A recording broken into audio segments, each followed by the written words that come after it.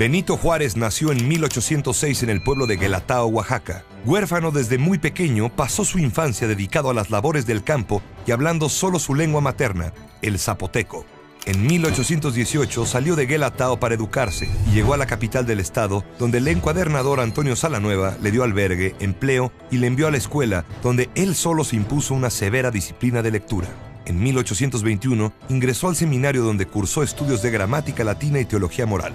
Pasó después al Instituto de Ciencias y Artes de Oaxaca para estudiar la carrera de jurisprudencia, de la que se recibió como abogado en 1834. En 1847 fue electo diputado y viajó a la Ciudad de México, pero debido a la invasión estadounidense regresó a Oaxaca, donde recibió el nombramiento de gobernador interino. Era el primer gobernador de procedencia indígena en la historia independiente del país. Hasta antes de la invasión norteamericana, Juárez se había mostrado como un funcionario leal a Antonio López de Santana, pero cuando el presidente huía del invasor, Juárez le prohibió la entrada al estado de Oaxaca.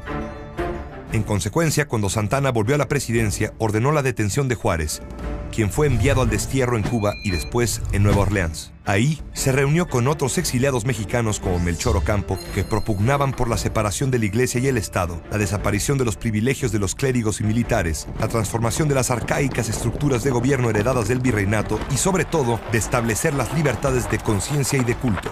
Juárez apoyó el Plan de Ayutla, proclamado en 1854, con el que los liberales lograron derrocar finalmente a Santana. El nuevo presidente, Juan Álvarez, lo nombró ministro de Justicia e Instrucción Pública. Al año siguiente se expidió la llamada Ley Juárez, la primera de las leyes de reforma que abolió los tribunales militares y eclesiásticos. En febrero de 1857 se promulgó una nueva constitución de corte liberal y ese mismo año, bajo la presidencia de Ignacio Comonfort, Juárez se convirtió en presidente de la Suprema Corte de Justicia.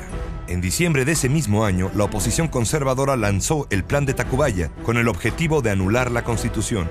El propio presidente Comonfort se adhirió al golpe de Estado conservador. De acuerdo con la ley y ante la defección de Comonfort, el presidente de la Suprema Corte de Justicia, Benito Juárez, se convirtió en presidente de la República. Con Juárez como presidente constitucional y el general Félix María Zuloaga como presidente de los golpistas, liberales y conservadores se enfrentaron en una guerra que duraría 3 años, la Guerra de Reforma.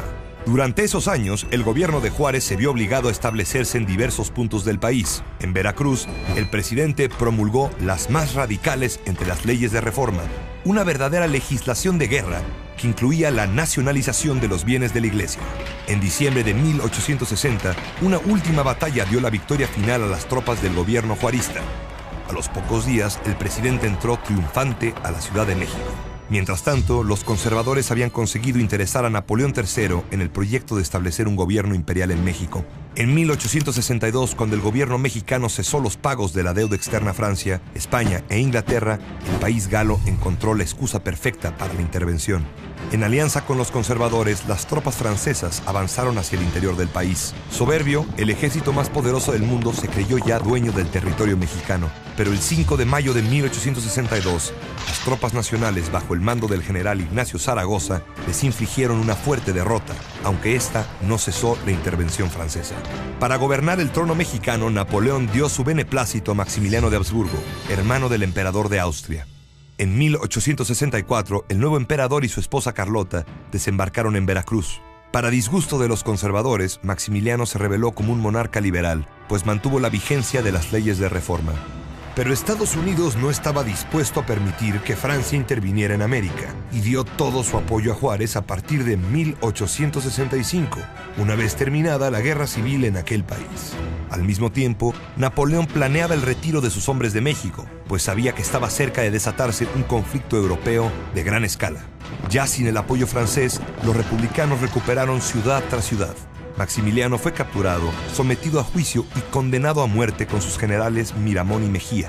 Ninguna súplica ablandó el corazón de Juárez, que se negó a otorgarle el perdón. El presidente zapoteca hizo valer la frase que se le atribuye: para los amigos, la justicia y la clemencia; para los enemigos, todo el peso de la ley. Restablecida la República en las elecciones de 1867, Benito Juárez fue reelecto presidente de México por abrumadora mayoría frente a su contrincante, el general Porfirio Díaz. En 1871 nuevamente se presentó a las elecciones por la presidencia, esta vez compitiendo contra Díaz y Sebastián Lerdo de Tejada. Juárez volvió a triunfar, pero las acusaciones de fraude enturbiaron su victoria. En noviembre, Díaz se levantó en armas bajo la bandera de la no reelección. La rebelión estaba activa todavía cuando Benito Juárez se enfermó de muerte.